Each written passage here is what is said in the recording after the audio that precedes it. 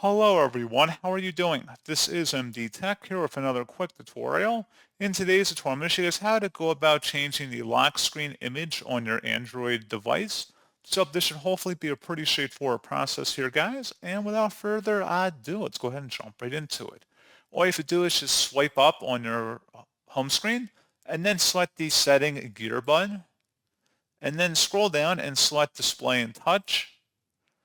And now underneath appearance, you want to select the screensaver button and select for the clock and make sure screensaver is toggled on. And you can select different options here. So if you want to have a clock, colors, you can select a different color if you rather have a color as your lock screen backdrop.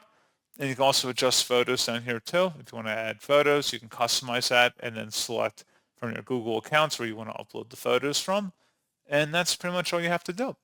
So, as always, thank you guys for watching this brief tutorial. I do hope that I was able to help you out, and I do look forward to catching you all in the next tutorial.